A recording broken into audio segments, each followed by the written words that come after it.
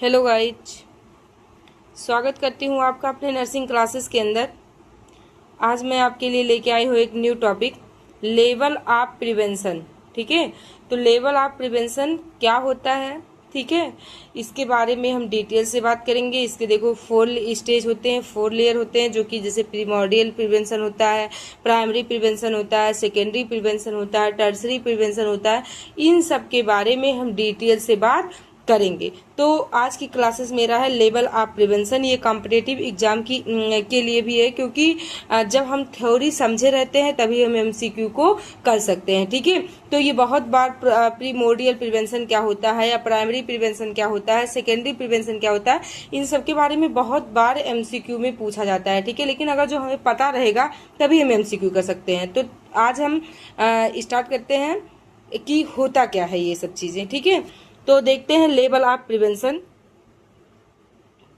देखो, जब हम किसी बीमारी, चोट या नुकसान को होने से पहले ही रोकने की कोशिश करते हैं, उसे प्रिवेंशन कहते हैं। मतलब ये क्या कह रहा है कि जब हमें किसी बीमारी या चोट, नुकसान को होने से पहले, मतलब कोई बीमारी होने की शक्का है, मतलब उसको होने से पहले ही क्या कर देते हैं, हम रोक देते हैं। कहीं चोट वगैरह लगने वाली है, वहां हम जाएंगे नहीं ताकि चोट वगैरह ना लगे, मतलब चोट वगैरह ना लगने पाए, कोई बीमारी ना होने पाए, उससे होने से पहले हम क्या कर देते हैं, इसकी रोकने की कोशिश करते हैं कि ये होने ना पाए। उसी को हम क्या कहते हैं, जैसे कोरोना निकला था ना, तो कोरोना जिसको हुआ था वो तो हो ही गया था, लेकिन जिसको नहीं हुआ था वो पहले से ही क्या कर रहा था, वैक्सीनेशन करवा लेता था ताकि हमें कोरोना ना होने पाए। तो वो क्या कहलाता है, लेवल ऑफ प्रिवेंशन कहलाता है। ठीक है, अब ये क्या होते हैं, देखो 4 लेयर के होते हैं, जो कि क्या होता है, प्रीमोर्डियल प्रिवेंशन। प्रीमोर्डियल प्रिवेंशन क्या होता है, देखो यह एक नया कॉन्सेप्ट है। इसमें बीमारी होने के कारणों को शुरू होने से पहले ही रोकना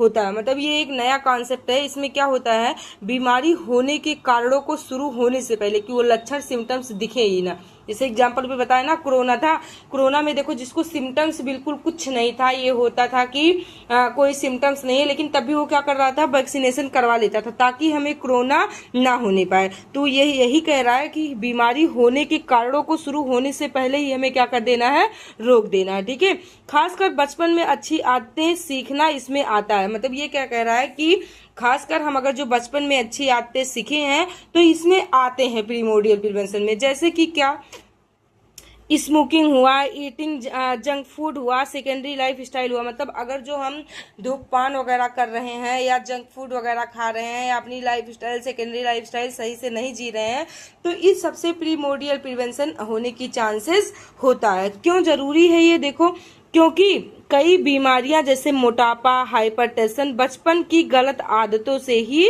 शुरू होती है।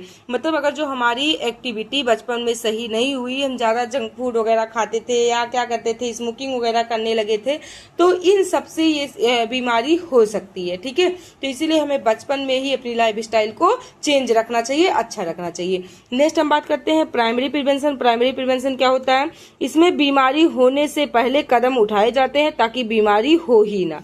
मतलब ये होता है कि बीमारी होने, उसमें क्या था, प्रीमोर्डियल में लक्षण होने से पहले, लेकिन इसमें क्या कह रहा कि बीमारी होने से पहले हम कदम उठाते हैं ताकि हमें बीमारी ना होने पाए। ठीक है, यह स्वस्थ लोगों पर ही लागू होता है। देखो अगर जो हम स्वस्थ रहेंगे तभी तो हमें पता चलेगा कि ये सिम्टम्स मुझ में आ सकता है। जो डेली बीमार रहते हैं उनमें क्या ही पता कर सकते हैं हम। ठीक है, तो यही कह रहा है कि यह स्वस्थ लोगों पर ही लागू होता है। इसमें मुख्य बातें हैं, बीमारी फैलने से रोकना। जैसे कोई बीमारी हो तो उसको हम और ज्यादा फैलने ना दें, उससे रोकें। अच्छा स्वास्थ्य अपना क्या करें, बनाए रखें। अगर जो हम स्वस्थ रहेंगे तो बीमारी होगी नहीं, अगर जो हो रही है तो उसको हम फैलने ना दें। ठीक है, अब ये मोड ऑफ इंटरवेंशन होता है। देखो कैसे, उनको हेल्थ एडुकेशन दें, स्वास्थ्य शिक्षा दें, अपने इन्वायरमेंट को क्या करें, अच्छा रखें, सुधार रखें। उसके बाद में फिर न्यूट्रिशन अपना अच्छा रखें, जैसे विटामिन वगैरह ले, मिनरल्स वगैरह सारी चीजें ले। अपनी लाइफ स्टाइल भी चेंजेस करें, अच्छी लाइफ स्टाइल जिए। इम्यूनाइजेशन मतलब क्या करें, वैक्सीनेशन वगैरह करवा लें ताकि बीमारी ना होने पाए। और विटामिन ए देना, मतलब क्या करना है, विटामिन ए भी हमें देते रहना है। ठीक है, नेक्स्ट हम बात करते हैं सेकेंडरी प्रिवेंशन का। किसका बात करते हैं, सेकेंडरी प्रिवेंशन। ये क्या कह रहा है, जब बीमारी शुरू हो चुकी हो। मतलब ये क्या कह रहा है कि कह रहा कि जब बीमारी हो चुकी होती है लेकिन शुरुआती स्टेज में ही होती है तब उसे आगे बढ़ने से क्या करते हैं, रोकना है। मतलब ये कह रहा कि कोई बीमारी हो गई है, ठीक है, लेकिन बीमारी को हम क्या करते हैं और फैलने नहीं देते हैं, उस स्टेज को क्या करते हैं, उसी पे रोक देते हैं। वो क्या कहलाता है, क्या कहलाता है, सेकेंडरी, ठीक है। इसमें कॉम्प्लिकेशन कम होती है, ठीक है, इसमें जो जटिलताएं होती हैं वो क्या होती हैं, कम होती हैं। देखो उद्देश्य क्या होता है, बीमारी का असर कम, इसमें जो बीमारी होता है वो शुरुआत होता है तो इसमें असर को क्या होता है, कम होता है। इसको फिर हम क्या करते हैं, फैलने से रोक देते हैं। दोबारा होने को रोकना, अगर जो हम फिर क्या करते हैं, अच्छे से ट्रीटमेंट वगैरह ले लेते हैं तो दोबारा क्या होता है, फैलता नहीं है, ठीक है। इसके क्या है तरीके, देखो ये क्या है, स्क्रीनिंग टेस्ट, मतलब हमें बीपी चेक करवा लेना है, पेप स्मीयर करवा लेना, मतलब पेप स्मीयर किस में करवाया जाता है, ये सर्वाइकल कैंसर में करवाया जाता है, और मेमोग्राफी भी करवा लेना है, ईयरली डायग्नोसिस भी करवाना है, और प्रॉपर क्या करना है, ट्रीटमेंट लेना है, ठीक है। मतलब इसमें हम क्या करेंगे, बीपी भी चेक करवाएंगे, पेप स्मीयर करवाएंगे, और मेमोग्राफी भी करवाएंगे, ईयरली डायग्नोसिस करवाएंगे, और प्रॉपर सही तरीके से क्या करेंगे, ट्रीटमेंट लेंगे, ठीक है।